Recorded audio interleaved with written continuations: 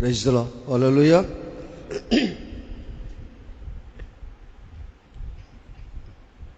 యేసుక్రీస్తు ప్రభు నామములో అందరి కొందనాలు. ఈరోజు ఈస్టర్గా ఈరోజు జరుపుకుంటున్నాం మనం. అంటే పునరుద్ధానపు పండుగ. ఈరోజే పునరుద్ధానపు పండుగ కాదు, ప్రతి ఆదివారం మనకు పునరుద్ధానపు పండుగ. ఎందుకంటే యేసుక్రీస్తు ప్రభు శుక్రవారం రోజున మరణించి సమాధిలో ఉండి ఆదివారం పునరుద్ధానుడై లేచిన రోజుగా మనం భావించి దేవుని మనం ఆరాధిస్తున్నాం, స్తుతిస్తున్నాం, మహింపరుస్తున్నాం.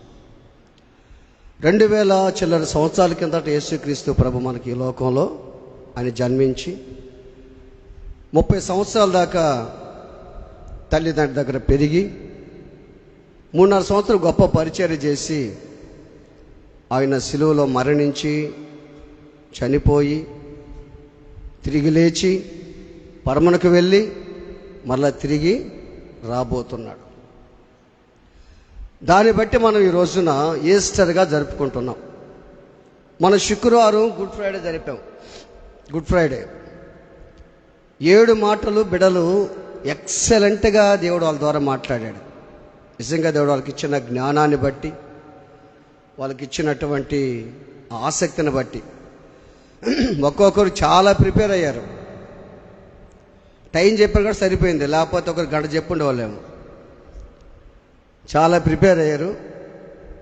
గంట కానీ చెప్పుంటే అప్పటికి 5 అయిపోయింది టైం, మనకు 7, 8 అయిపోయిండేది అందరికీ. కనుక దేవుడు నిజంగా 7 మంది బిడ్డల్ని ప్రేమించి వారి ద్వారా మంచి సందేశాలు వినిపించి 7 మాటలు అమూల్యమైన మాటలుగా మనం భావించాం. కనుక ఈ రోజున ఆయన పునరుద్ధానుడై లేచినటువంటి రోజుగా మనం భావిస్తున్నాం. పరిశుద్ధ గ్రంథంలో ఒక మాట ఉంది బైబిల్లో, మనం చూద్దాం. లూకా సువార్త 24వ అధ్యాయము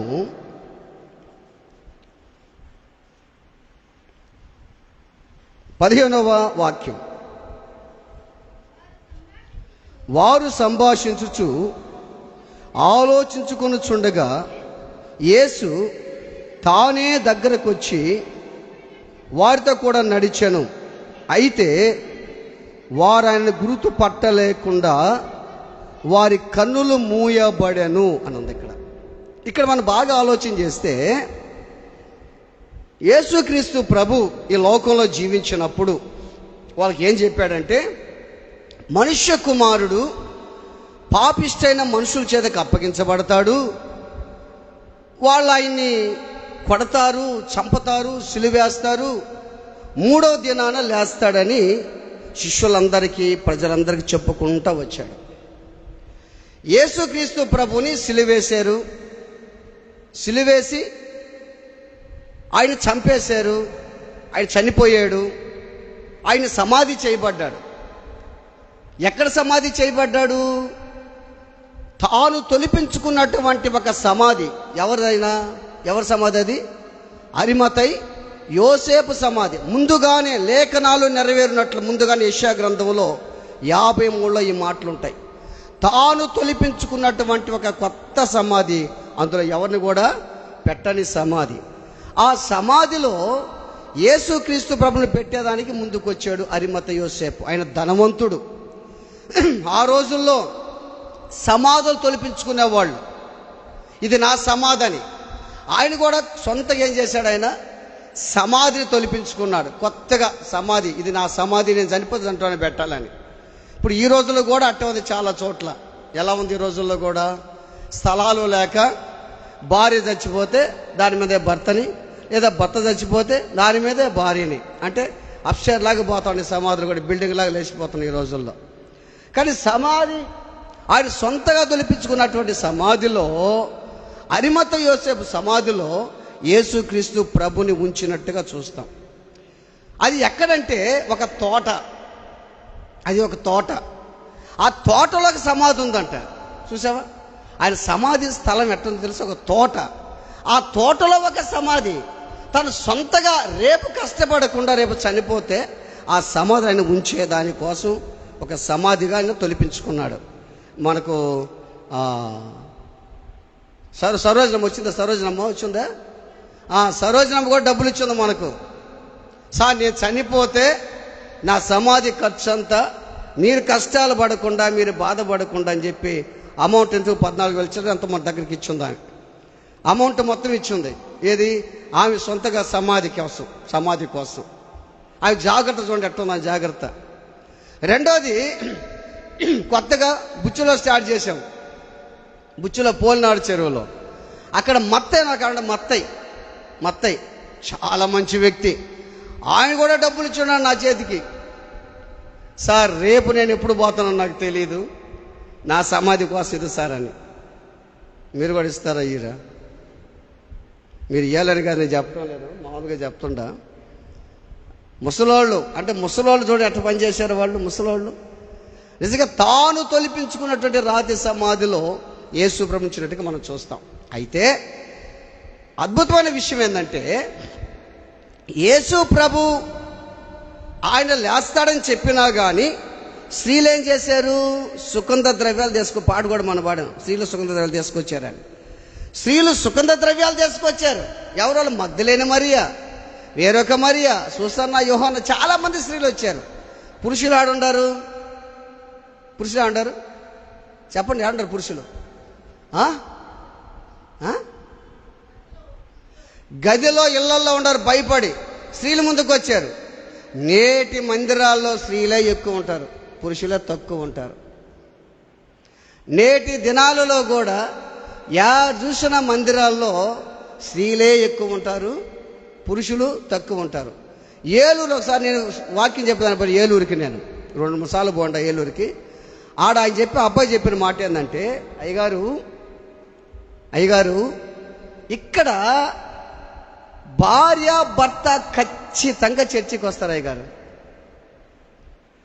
ఈ లైన్లో 150 మంది కూర్చుంటారు అయ్యగారు. ఈ లైన్లో కూడా 150 మంది కూర్చుంటారు అయ్యగారు. నేను ఆశ్చర్యపడ్డా. ఏమో లేబ్బా అని అనుకున్నాను మనసులో. వాక్యం చెప్పేదానికి చర్చలకి నిలబడితే స్త్రీలు ఎంతమంది ఉన్నారు, పురుషులు కూడా అంతేమంది ఉన్నారు. చాలా చర్చలు అట్లుంటుంది, కానీ కొన్ని చర్చల్లో మాత్రం అట్లుంటుంది. పురుషులు మాత్రం తక్కువ, స్త్రీలు మాత్రం ఎక్కువ. ఆ సమాధిలో యేసు ప్రభువు లేస్తాడని చెప్పినా కానీ స్త్రీలు ఏం చేశారు? సుగంధ ద్రవ్యాలు తీసుకొచ్చారు. అంటే అర్థమైంది, యేసుతో ఉన్నా కానీ యేసు మాటల వీళ్ళకి నమ్మకం కుదరలే. వీళ్ళకి లేస్తాడో లేడో అని చెప్తా ఉన్నాళ్ళే అని అనుకున్నారు వాళ్ళు. యేసు ప్రభు ఎన్నిసార్లు చెప్పాడో వాళ్ళకి, ఎన్నిసార్లు చెప్పాడో శిష్యులకు చెప్పాడు, పక్కన వాళ్ళకి చెప్పాడు, అందరికి చెప్పాడు. కానీ యేసయ్యకి సుగంధ ద్రవ్యాలు పూసేదానికి సమాధి దగ్గరకు వస్తారు అనుకుంటున్నారు. మన కోసం రాయి ఎవరు పొర్లిస్తారు, మనందరూ లేడీస్మే అనుకుంటా వస్తే వాళ్ళు వచ్చే సమయానికి ఏం జరిగింది? అక్కడ ఏం జరిగింది? రాయి పొర్లించబడింది. యేసు ప్రభు కూడా లేచేస్తున్నాడు. ఎప్పుడు? Early morning. ఎప్పుడు? ఎండబడి 10 గంటలకు కాదు లేచేది, ఎండబడి 7 గంటలకు కాదు లేచేది, బాగా నిద్రపోయి. ఎప్పుడు? Early morning. ఎన్ని గంటలకి?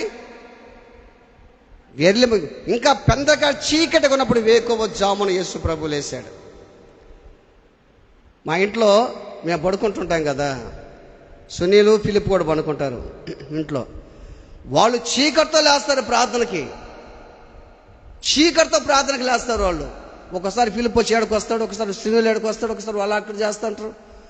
అంటే వేకువ జామున లేచి ప్రార్థన చేస్తారు వాళ్ళు. నాకు చాలా సంతోషంగా ఉంటుంది, మా ఇంట్లో ప్రార్థన చేస్తాను అనుకుంటుంటాను నేను. హల్లెలూయా.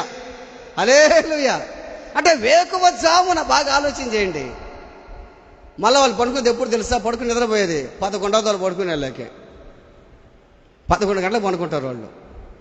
వేకువ జామున ఒకసారి 12 గంటలు అవుద్ది, వేకువ జామున లేచి ప్రార్థన చేస్తుంటారు. క్రైస్తవ లక్షణం అది. యేసుక్రీస్తు ప్రభు సమాధిలోంచి తిరిగి లేచిన తరువాత ఈ 4 సువార్తలు చూస్తే ఒక సువార్తలో ఒక దేవదూత అంటాడు, ఒక సువార్తలో 2 దేవదూతలు అంటారు, అది వేరే విషయం.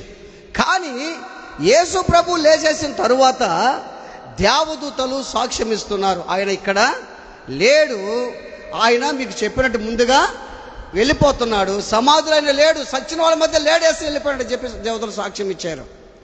అయితే ఇప్పుడు మనం బాగా ఆలోచించే విషయం ఒకటి ఉంది. ఇప్పుడు ఏంటంటే యేసుక్రీస్తు ప్రభు లేచిన తరువాత బైబిల్ మనం చూస్తే రాను వారు మాత్రం కాపలా ఉన్నారు, వాళ్ళు సచ్చిన వాళ్ళుగా పడిపోయారంట.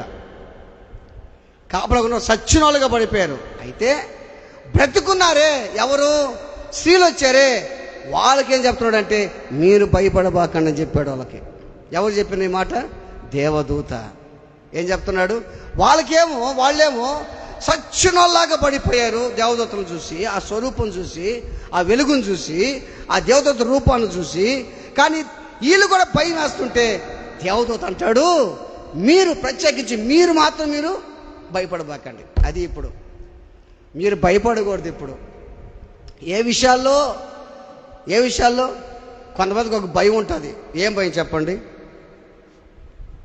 ఏం భయం చెప్పండి? ఇది ఒక భయం ఉంటుంది, నాకు తెలుసు. ఒక భయం కొంతమందికి చచ్చిపోతామేమో. అయితే ఎప్పుడైనా చచ్చిపోవాలి కదా, తొందరగా చచ్చిపోతామేమో. నువ్వు ఎప్పటికైనా చచ్చిపోవాలి, భయపడొద్దు, అది గుర్తుపెట్టుకో.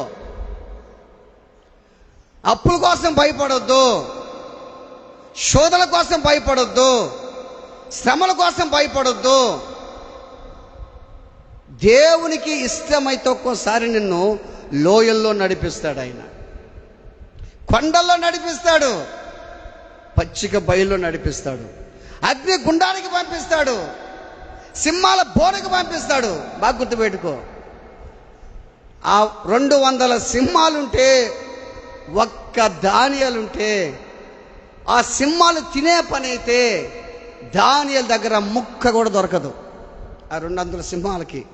కానీ దానియేలు దేవునికి అవసరము, దానియేలు దేవునికి కావాలి. ఇంకా నువ్వు బతికాడు, నువ్వు దేవునికి అవసరం ఇప్పుడు. ఆమేన్. ఇంకా బతుకున్నావు, దేవునికి అవసరం. ఎన్ని సందర్భాల్లో చనిపోయిన స్థితిలో, భయంకరమైన కోమాలకు వెళ్ళిన స్థితిలో కూడా నువ్వు బతుకున్నావంటే నువ్వు దేవునికి అవసరం, అంతే. దాన్ని బట్టి నువ్వు అర్థం చేసుకో. ఎప్పుడో చనిపోవాల్సింది, ఎప్పుడో నాశనం అయిపోవాల్సింది, ఎప్పుడో రోడ్డు పక్కన పడిపోయినా నీవు ఎప్పుడో పడిపోవాల్సిన నీ జీవితంలో నువ్వు ఇక బతుకున్నావు అంటే నువ్వు అర్థం చేసుకో. నువ్వు దేవునికి అవసరం. నువ్వు భయపడొద్దు, ప్రాణం కోసం భయపడొద్దు, మరణం కోసం భయపడొద్దు. నువ్వు ఒక్కదాని కోసం భయపడాలి. దేనికోసం భయపడాలి చెప్పండి? దేవుని రాజ్యం కోసం. అయ్యా నేను చనిపోతే రేపు నీ దగ్గరికి రావాలయ్యా, నేను చనిపోతే దగ్గరికి రావాలి. హిజ్కియాను చనిపోతున్నావు, ఇల్లు చక్కబెట్టుకోమన్నాడు సేవకుడు. ఇప్పుడు ఏం చేయాలి? నువ్వు సిద్ధపడాలి. ఇప్పుడు దేనికోసం? ఆయన రాజ్యం కోసం సిద్ధపడాలి. ఏ రోజు మరణం వస్తుందో మనకి తెలియదు, ఏ రోజు నీ జీవితం పాడైపోతుందో మనకి తెలియదు. గుర్తుపెట్టుకో బాగా. యేసు ప్రభు లేచిన తరువాత మగ్దలేన మరియ ఏడుస్తా ఉంది అక్కడ. ఇంకా యోహాను సువార్తలు చూస్తే తొందరగా వెళ్ళిపోయి ఆ మగ్దలేన మరియ పోయి యేసు లేచాడు లేచాడు లేచాడు అని చెప్పారు శిష్యులందరికీ. శిష్యులందరూ కూడా పరిగెత్తుకున్నారు. పేతురు యోహాను పరిగెత్తుకుంటూ వచ్చారు. పేతురు కంటే ముందుగా యోహాను పరిగెత్తుకొని వచ్చాడు. చూసేలేకే సమాధులు ఏమున్నాయి? ఆయన నారబట్టలు, తల రుమాలు మొత్తం చుట్టు పెట్టాడు పెట్టున్నాయి. పేతురు మాత్రం సమాధులేకి వచ్చాడు నేరుగా. అది చూసి నమ్మాడు ఆయన. అయ్యయ్యో యేసు ప్రభు లేచేశాడు, నిజంగా లేచాడని. మత్తయి సువార్తలు చూస్తే ఆ శిష్యులు ఎత్తుకోబోయారు అని పుకారు చేశారు. మేము నిద్రపోతున్నాము. ఎవరు? కాపలా వాళ్ళు నిద్రపోతుంటే ఒప్పుకుంటాడా? అధికారులు రోమన్స్ ఒప్పుకుంటారా కాపలా నిద్రపోతే? మేము నిద్రపోతున్నాము వీళ్ళు వచ్చి శిష్యులు ఎత్తుకోపోయారని పుకారు చేశారు. పోనీ ఎత్తుకోపోయారనుకో, బాగా గుర్తుపెట్టుకోండి, యేసుని ఎత్తుకోపోయారు ఏం చేస్తారు చెప్పండి? ఎత్తుకోపోతే ఏం చేస్తారు వాళ్ళు? ఇప్పుడు ఎత్తుకోపోయిన వాళ్ళు బాడీ ఎత్తుకోపోతారా? లేదా ఒకవేళ బాడీకి అంతా కట్టేసి ఉన్నాయి అనుకో, తెల్ల గుడ్లు కట్టేసి ఉన్నాయి, అవి చింపేసిపోతారు, కానీ ఆ గుడ్డ తీసి బాగా జాగ్రత్తగా మడిసాడు పెట్టిపోతారా? ఆలోచించేయండి. ఇప్పుడు ఇంట్లోకి దొంగ వచ్చినప్పుడు, బీరువాకి దొంగ వచ్చాడు, బీరువాళ్ళ గుడ్డని చేస్తూ ఉన్నాడు, చీరటక్కన్ని మడిచిపెట్టిపోతాడా? బాగా ఆలోచించే. చీరలు మడిచిపెట్టేసి 1 2 3 4 ఇదొక చీరలని మడిచిపెట్టిపోతాడా? ఏం చేస్తాడు? ఆ చీరలన్నీ లాగి, ఆ బీరువాలన్నీ లాగి, అవి చేసి ఇది చేసి ఆ డబ్బులు బంగారు ఎత్తుకెళ్ళిపోతాడు. అంతేగాని మడిచిపెట్టి పోడు కదా. వీళ్ళు పుకారు ఎడ చేసేది తెలుసా? మేము నిద్రపోతున్నాము, వాళ్ళ శిష్యులు వచ్చి యేసుని ఎత్తుకోపోయారని చెప్పారు, కానీ తల రుమాలు మడతేసాడు పెట్టుంది, నీట్గా సర్ది పెట్టుంది. యేసు ప్రభు జాగ్రత్త పరుడు. Amen. Praise the lord. Hallelujah, hallelujah. యేసుక్రీస్తు పునరుద్ధరణం లేచిన తరువాత ఫస్ట్ ఎవరు కనిపించాడు? ఆయన ఎవరు కనిపించాడు? మగ్దలేని మరియకు కనిపించాడు. బాగా గుర్తుపెట్టుకోండి. మగ్దలేని మరియకి ఎందుకు కనిపించాడు? బాగా గుర్తుపెట్టుకోండి. యేసు ప్రభు తల్లి కనపడలేదు, తమ్ముళ్ళకు కనపడలేదు, శిష్యులకు కనపడలా. మగ్దలేని మరియకి ఎందుకు కనిపించాడు అని అంటే, బాగా గుర్తుపెట్టుకోండి, ఆమె నమ్మకం అంట బలహీనమైందంట. ఆమె నమ్మకం బలహీనమైంది. రెండోది, ఆమె ప్రేమ బలమైందంట. అంత చప్పలు కొట్టండి. మగ్దలేని మరియ నమ్మకం బలహీనమైంది, ఆమె ప్రేమ అంటే యేసయ్యను అంతగా ప్రేమించింది మగ్దలేని మరియ, అంతగా ప్రేమించింది. అందుకని ముందుగా ఎవరు కనిపించాడు? ఆయన మగ్దలేని మరియకు కనిపించాడు. ఒకటి గుర్తుపెట్టుకోండి. రెండవది, యేసు ప్రభువు లేచిన తరువాత చూడండి, మార్కు సువార్త చివరి అధ్యాయం 16వ అధ్యాయములో, మార్కు సువార్త 16వ అధ్యాయము 7వ వచనం చదవండి. 7వ వచనమేనా? మీరు వెళ్ళి ఆయన మీకంటే ముందుగా చెప్పినట్టు చూతురనియు ఆయన శిష్యులతోనూ ఏం చెప్తున్నాడు? ఎవరితో చెప్పమంటున్నాడు? ప్రత్యేకంగా శిష్యులతో, తర్వాత ప్రత్యేకించి పేతురుతో చెప్పమంటున్నాడు. ఎందుకు పేతురుతో చెప్పమంటున్నాడు? 3 సార్లు యేసు ఎవరో నాకు తెలియదన్నాడు. దుడుకు పేతురు కాబట్టి, రెండోది బలమైన పేతురు కాబట్టి, బలవంతుడు కాబట్టి పేతురుతో చెప్పండి అని అన్నాడు. బాగా గుర్తుపెట్టుకో. మగ్దలేని మరియకి ఎందుకు కనపడ్డాడు? మగ్దలేని మరియ నమ్మకం బలహీనమైంది, రెండోది ప్రేమ బలమైంది. రెండోది, ఇప్పుడు మనం ఆలోచన చేస్తే పేతురుకి ఎందుకు కనిపిస్తున్నాడు? పేతురుకి చెప్పమన్నాడు తెలుసా? పేతురు ఏం చేశాడు? పేతురు దేవుని పట్ల అవిధేయత చూపించాడు. బాగా గుర్తుపెట్టుకోండి. పేతురు దేవునికి అవిధేయత చూపించిన, యేసుతో ఉన్నా కానీ, యేసు చేసే అద్భుతాలు చూస్తున్నా కానీ, చివరి నిక్ ఆఫ్ ది మూమెంట్లో దేవుడు నాకు ఎవరో తెలియదన్నటువంటి పేతురు ఆ మాట అంటే యేసయ్య బాధపడి ఉంటాడా? అప్పుడు ఆలోచన చేయండి. బాధపడి ఉంటాడా? ఇప్పుడు పేతురు, నీవు నాకు తెలియదని కోడి కూసిన 3 సార్లు నన్ను ఎరగవని నువ్వు చెప్తావు పేతురు అని అన్నాడు కదా. అమ్మ నేను చెప్పనయ్యా, ప్రాణం పోయినా సరే, నేను చనిపోయినా సరే మరి చెప్పను అన్నాడు. లేదు పేతురు చెప్తావన్నాడు. సరే, యేసు ప్రభు తెలియదని 3 సార్లు చెప్పాడు. యేసయ్య బాధపడ్డాడా లేదా జాలిపడ్డాడా? జాలిపడ్డాడు ఆయన. గుర్తుపెట్టుకో. ఈ రోజున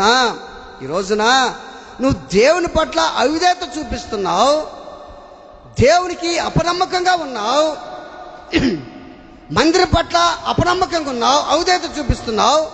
సేవకుని పట్ల అవిధేయత చూపిస్తున్నావు, అయినా సేవకుడు నిన్ను ప్రేమిస్తున్నాడు, అయినా దేవుడు నిన్ను ప్రేమిస్తున్నాడు. సేవకుని మీద అబద్ధాలు చెప్తున్నావు, దేవునికి అబద్ధస్థితి తెస్తున్నావు, దేవుని నామాన్ని దూషణ పాలు చేస్తున్నావు, సేవకుడి జీవితంతో పక్కన చెప్తున్నావు, సేవకుడు చూసి భజన చేస్తున్నావు, అయినా సేవకుడిని ప్రేమిస్తున్నాడు. యేసు చూపించే మాదిరి నువ్వు ఎవరైనా సరే గుర్తుపెట్టుకో. సమాజంలో ఉన్న గొర్రెలు మనం, క్రీస్తు గొర్రెలు మనం. ఒక్కొక్క గొర్రెకు ఒక్కొక్క స్వభావం ఉంటుంది. నిన్ను ఎవరు దూషించినా నువ్వు ప్రేమించేది నేర్చుకో. మళ్ళా దూషణకు దూషణ నేర్చుకోవద్దు, అవమానాలకు అవమానం నేర్చుకోబాకు, నిందకు నింద నేర్చుకోబాకు. నిన్ను ఎవరైనా సరే దూషణ పాలు చేసినా సరే నువ్వు ప్రేమించేది నేర్చుకో. నిజంగా యేసుకు మనమైతే ఎగ్జాంపుల్ స్నేహితులు ఉన్నాము. ఒక స్నేహితుడు నన్ను చూసి నువ్వు నాకు సంబంధం లేదు వెళ్ళిపోరా అన్నాడు అనుకో, నాకు ఎట్టుంటుంది? ఒరే, ఇంతవరకు నేను వారితో ఫ్రెండ్షిప్గా ఉన్నానే, ఇప్పుడు చూడాడు నన్ను వెళ్ళిపోమన్నాడని చెప్పి నేనేం చేస్తున్నాడిని ప్రేమిస్తానా? పగబెట్టుకుంటా ఇంకా నేను. అందుకే నీ ముఖ్య స్నేహితుడిని నమ్మొద్దని ఎక్కడుంది? బైబిల్లో ఉందయ్యా. ఏమ్మా, బైబిల్లో ఉంది. నా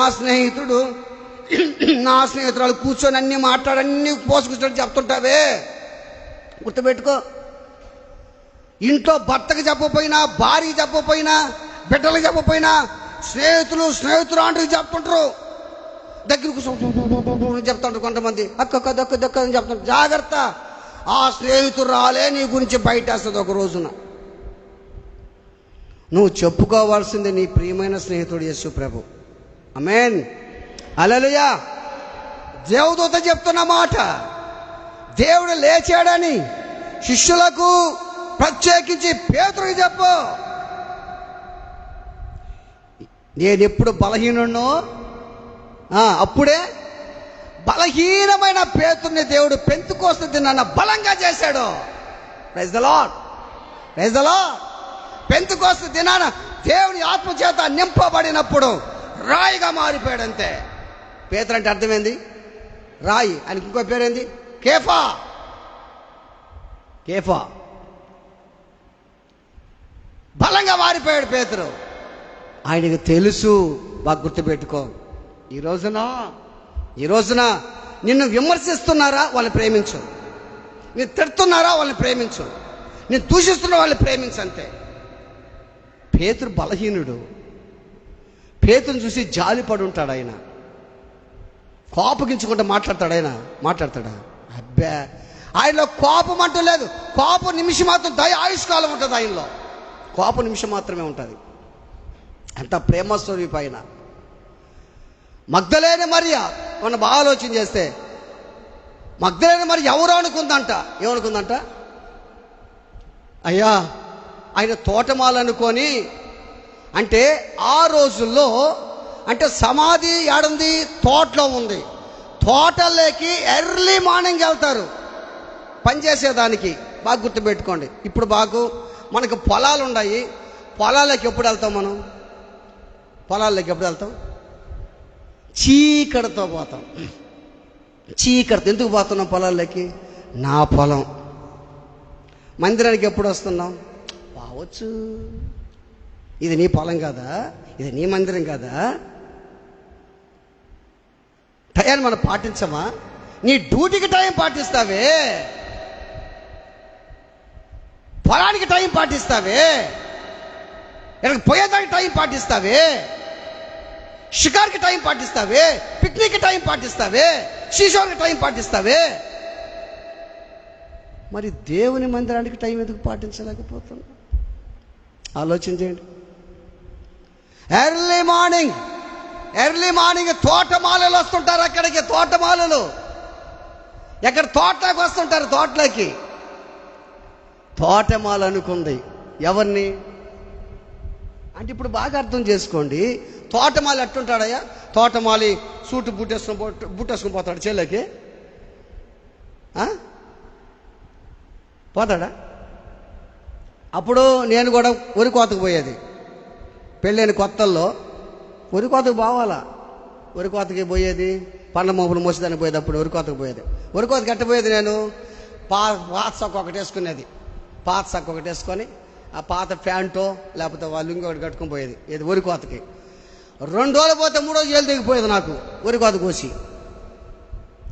5 రోజులు రెస్ట్. ఇంకా అంటే ఎందుకు పోతున్నాం? పనికి మామూలు డ్రెస్ వేసుకొని పోతున్నాం. చర్చికి ఎట్ట వస్తాం? ఎవరి దగ్గరకు వస్తున్నాం మనం? రాజాతి రాజు సర్వోన్నత దేవుని దగ్గరకు వస్తున్నాం. మనం మహారాజు దగ్గరకు వస్తున్నాం. బాగా గుర్తుపెట్టుకో. ఆయన దగ్గరికి మనం వస్తుంటే ఎట్లా రావాలమ్మా? ఎట్లా? మంచి బట్టలు వేసుకోవాలి. బట్టలు వేసుకుందని చెప్పింది కూడా కొంచెం మందికి బాధే. మాకు లేదు, ఏడేసుకో ఉన్నాయి, ఉతుక్కొని వేసుకోవాలి. మనం ఉన్నాయి ఉతుక్కొని వేసుకోవాలి. మంచి బట్టలు వేసుకొని శుభ్రంగా ఉండాలి మనం. ఆమేన్, హల్లెలూయా. అంటే ఇప్పుడు ఈ తోటలోకి వెళ్ళిన వ్యక్తినా ఎట్టున్నాడు? ఇప్పుడు ఎట్టున్నాడు చెప్పండి? తోటమాల ఎట్టుంటాడు? ఎట్టుంటాడయ్యా? ఎట్ట? తలకి గుడ్డ కడతాడు. తర్వాత మన భాషకు చెప్ప దావాతో పంచె ఒకటి కట్టుకుంటాడు, లేదా లుంగి కట్టుకుంటాడు. అంటే మనం బాగా ఆలోచన చేస్తే యేసు ప్రభువుకి తోటమాలకి పోలికే లేదు. తోటమాల అనుకుంటుంది ఎవరిని? యేసయ్యని తోటమాల అనుకుంటుంది. తోటమాల అట్టే ఉన్నాడు, యేసయ్య కూడా అట్టే ఉన్నాడు. రెండోది బాగా ఆలోచన చేయండి. యేసుక్రీస్తు ప్రభువు లేచిన తర్వాత రూపం మారిపోయింది. Praise the lord. పునరుద్ధానపు శక్తి రూపం మారిపోయింది. ఆయన రూపం ఎప్పుడైతే మారిపోయిందో గుర్తుపట్టేది చాలా కష్టము. ఒక మనిషి రూపం మారిపోతే గుర్తుపట్టేది కష్టం. ఈ రోజుల్లో రూపం కొంతమంది మారిపోద్ది కదా. ఎట్లంటే ఇప్పుడు మన ముఖానికి కొన్ని క్రీములు పూసుకుంటాం అనుకో, క్రీములు రూపం మారిపోతుంటా. ఇది అయ్యం పూసుకొని ఇద్దరు భార్యాభర్తలు ఉన్నారంట. భార్యాభర్తలు ఉంటే ఆ భార్య అంట, ఏమండి నాకు ఒక సమస్య అండి, బ్యూటీ పార్లర్ని ఏమంటారండి అన్నదంట. మెకానిక్ గ్యారేజ్ అంటాడని చెప్పాడంట ఆయన. మెకానిక్ గ్యారేజ్ అన్నాడంట. ఇదట్టా అన్నాడంట. ఏమి లేదు, బ్యూటీ పార్లర్ అంటే మెకానిక్ గ్యారేజ్. అది ఆ గ్యారేజ్కి సొట్టగా ఉన్న ముఖం, మచ్చలుగా ఉన్న ముఖం తట్టి కొట్టేదే గ్యారేజ్ అని చెప్పాడంట. అంటే మామూలుగా కొన్ని ముఖాలు మారిపోతుంటాయి కదా. బాగా ఆలోచన చేయి. ఇప్పుడు బాగా గుర్తుపెట్టుకో. నిజముగా బాగా ఆలోచన చేయండి. ఇదే మనం ఒకసారి బైబిల్ చదువుదాం. అపోస్తుల కార్యాలు క్షమించండి, మొదటి కొరింథీ పత్రిక 6:14 చూడండి. 6:14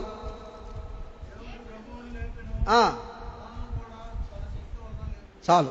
దేవుడు ప్రభువుని లేపెను, ఆయన శక్తి వలన మళ్ళీ కూడా నిజముగా నువ్వు దేవుల్లో లేచి ఉంటే, పునరుద్ధానపు శక్తితో అపరాధాల చేత సచ్చిన నీవు క్రీస్తులో పైకి లేచి ఉంటే ఆయన శక్తి నీలోకి వస్తుంది.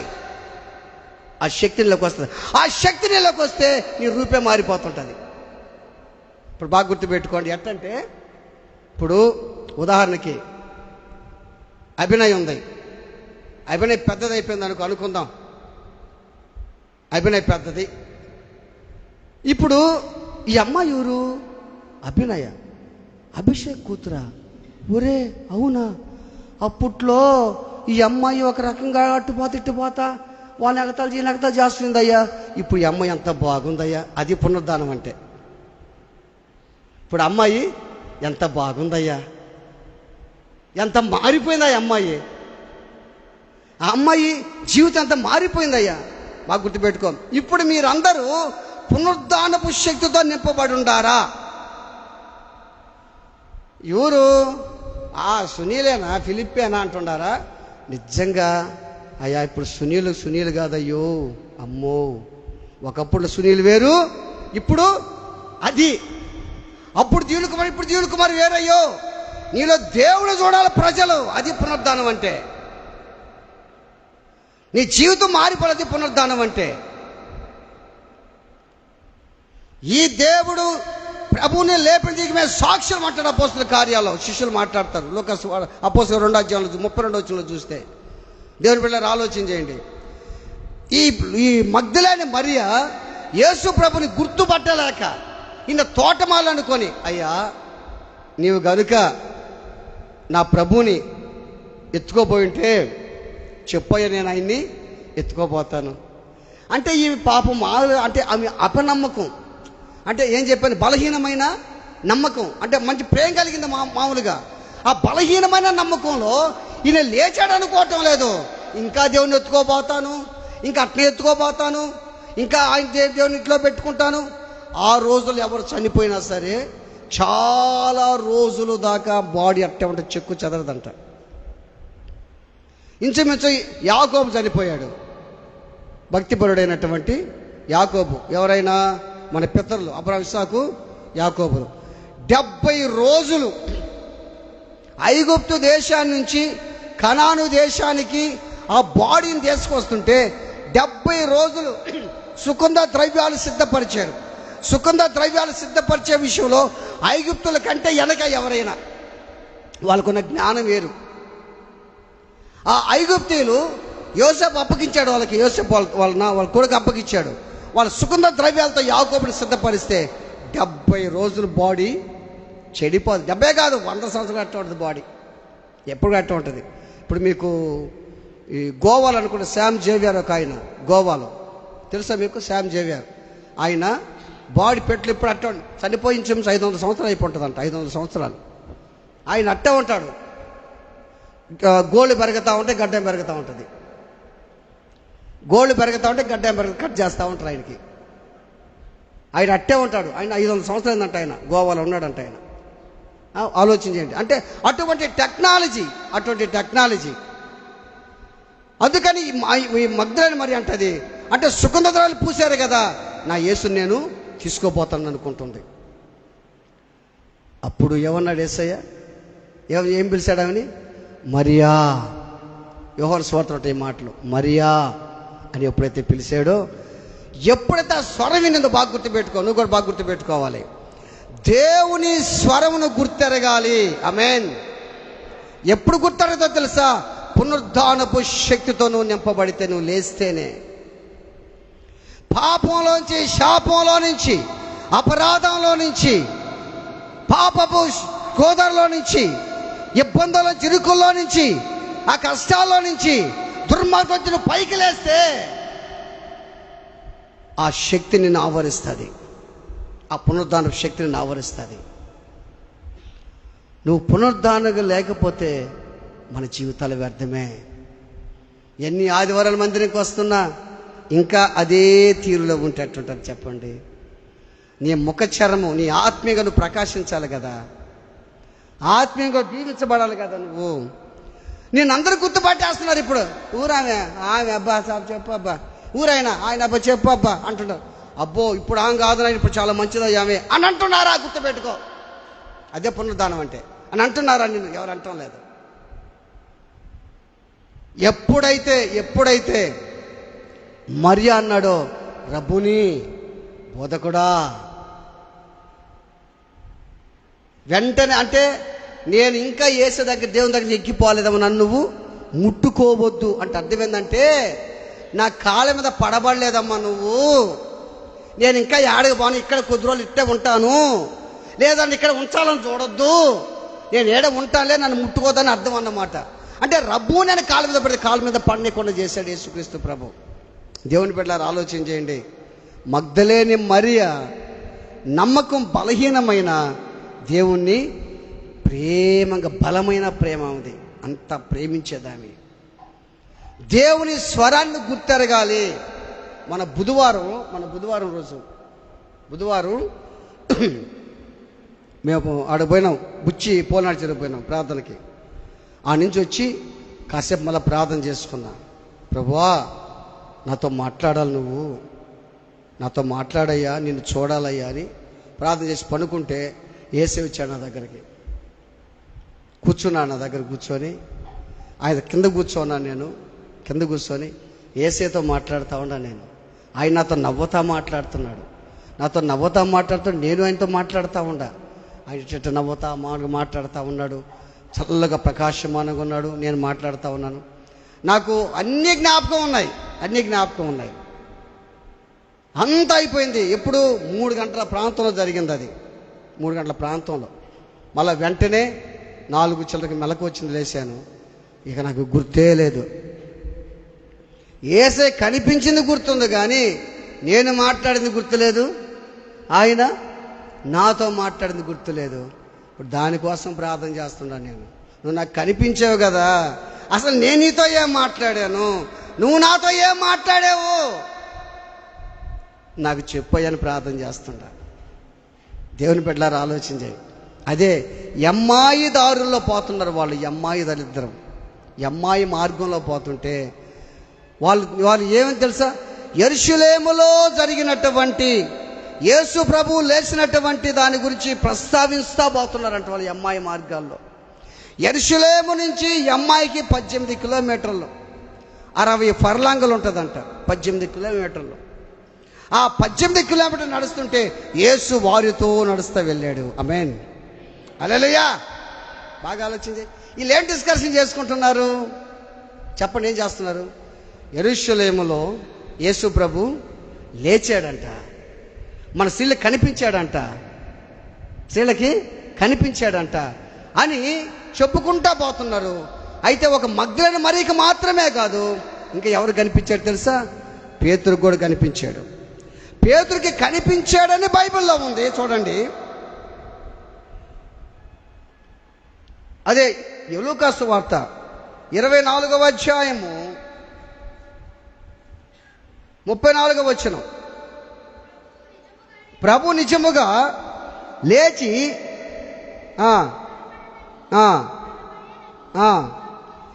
కనపడని చెప్పుకొనుచుండిరి అంటే చాలా కనపడ్డాడని చెప్తున్నారు ఇక్కడ. అసలు నిజంగా కనపడినట్టు ఆడుందంటే మొదటి కొరింథీ పత్రిక చూడండి. మొదటి కొరింథీ పత్రిక 15వ అధ్యాయము 5వ వాక్యం చదవండి. ఆయన కేఫాకును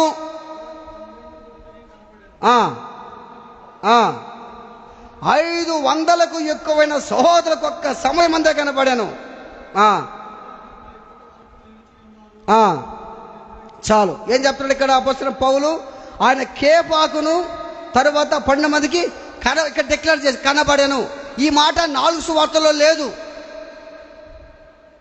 కనబడింది మగ్దలేనే మరియకే కనపడ్డాడు ఉంది, కానీ కేఫా కనపడడం లేదు. కానీ అపోస్తలుడైన పౌలు మాత్రం కొరింథీ పత్రికలో చెప్తున్నాడు ఆయన కేఫా కనపడ్డాడు అని చెప్తున్నాడు.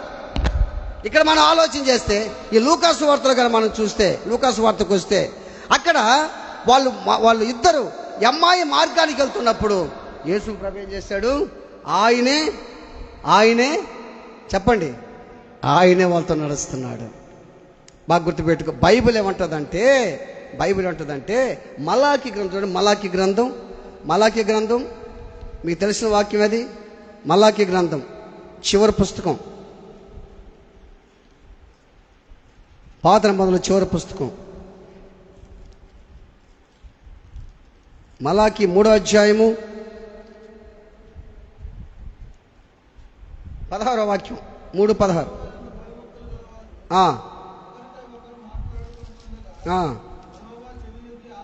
చాలు. ఇక్కడ ఇద్దరు ఏం మాట్లాడుకుంటున్నారమ్మా? ఏం మాట్లాడుకుంటున్నారు? ఇప్పుడు అమ్మాయి బాగా పోతున్నారే, యేసు అమ్మాయికి పోతున్నారే, వాళ్ళు ఏం మాట్లాడుకుంటున్నారు? యేసు ప్రభు లేచాడంటయ్యా, అబ్బా అద్భుతం కదా ఇది, వాళ్ళు చాలా మంది కనిపించాడంట, సేలకు కనిపించి, కొంతమంది కనిపించారు, సేలకు కనిపించాడంట అని చెప్పి మాట్లాడుకుంటా పోతున్నారు వాళ్ళు. వాళ్ళతో యేసు నడిచాడు అని ఉంది బైబిల్లో.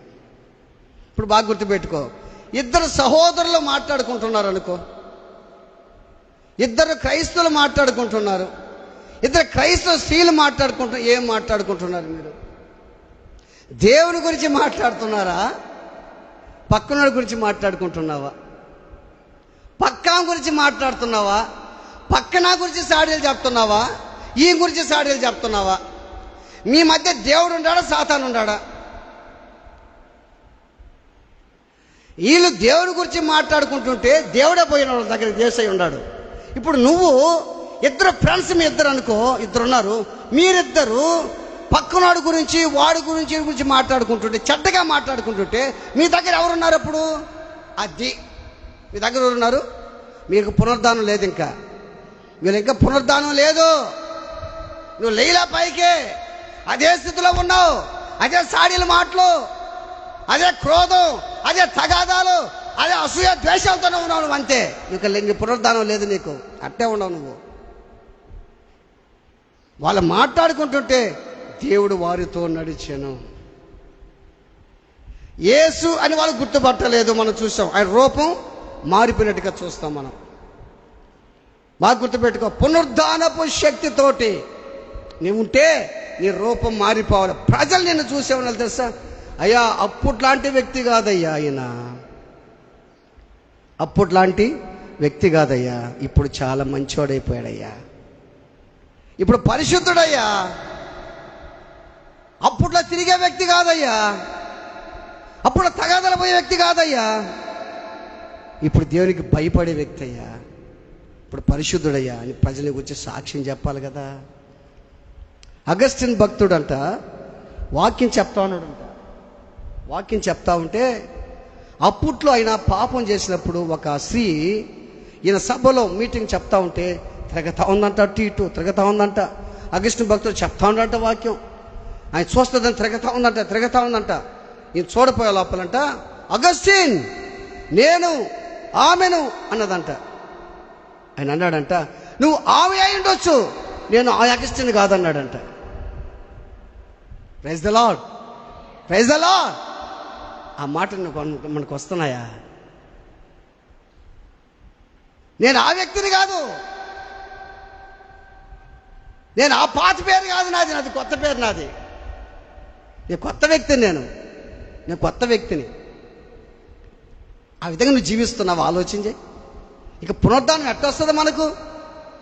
యేసు నీ కోసం లేచాడే, నిన్ను లేపాడే. నీకు పునరుద్ధానం అది కాదు, అప్పులోంచి లేపాలా, ఇంకా రోగాలోంచి లేపాలా. ఏ ఉండకూడదు అసలు మనకు, ఇంకేళ్ళు లేపాలా చెప్పండి? మనకు తెలుసు కదా, ఇన్ని సమస్యలోంచి లేపాలా. అల్ల కూడా ఒకటే తిడతాం, వాడికి చేతులు ఇరిచిపోవాలా, అవి లేపాలా మనల్ని. ఇవి కాదు, ఆత్మీయంగా నువ్వు పునరుద్ధానుడే లేయాలి, దేవుని శక్తితో నువ్వు నింపబడాలి. ఆలోచించి దేవుని బిడ్డలారా, ఆడొక్క మాట ఉంది, ఒక్క మాట ఉంది అక్కడ మనం చూస్తే. అదే లూకాసు వార్త 25వ అధ్యాయం, అదే 24-25. అందుకైన అవివేకులారా, ప్రవక్త చెప్పిన మాటలన్నిటిని నమ్మని మందమతులారా,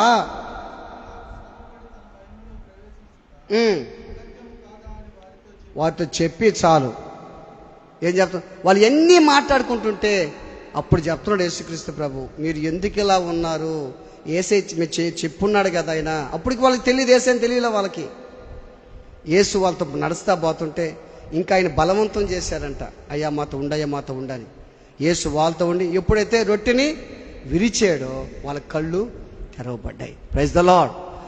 అప్పుడున్న వాళ్ళ కళ్ళు తెరవబడ్డాయి, మన కళ్ళు ఇంకా తెరవబడటం వల్ల మూసుకో ఉండే కళ్ళు. అప్పుడున్న వాళ్ళ కళ్ళు తెరవబడ్డాయి, బాగలేనప్పుడన్నా కళ్ళు తెరవబడుతున్నాయి, అయినా కానీ కళ్ళు తెరవబడటం వల్ల మనకు కళ్ళే అట్టే ఉన్నాయి. ఇప్పుడు ఆ తెరవబడే మూమెంట్, ఆ పొరలు తెరిసే పొర ఆగిపోయినట్టుంది అసలు మన జీవితంలో. అప్పుడన్న వాళ్ళు కళ్ళు తెరవబడ్డాయి. బాగా గుర్తుపెట్టుకోండి దేవుని బిడ్డలారా, నీ కళ్ళు తెరవబట్టమే పునరుద్ధానం. ప్రైజ్ ద లార్డ్, హల్లెలూయా. నీ కళ్ళు తెరవబట్టమే పునరుద్ధానం. యేసు ప్రభు అదృశ్యుడైపోయాడు వాళ్ళ నుంచి. మళ్ళీ వాళ్ళు పరిగెత్తుకుంటూ అదే ప్రకారంగా వచ్చారంటే అదే ప్రకారంగా వచ్చారు. వాళ్ళ క్లోయప్ప ఉన్నాడంటే ఒకటి, క్లోయప్ప చూడండి, అదే 17 వచ్చును. ఆయన మీరు నడుచుచు ఒకరితో ఒకరు అడుగగా నిలిచిరి. వారిలో క్లయోపాను వాడు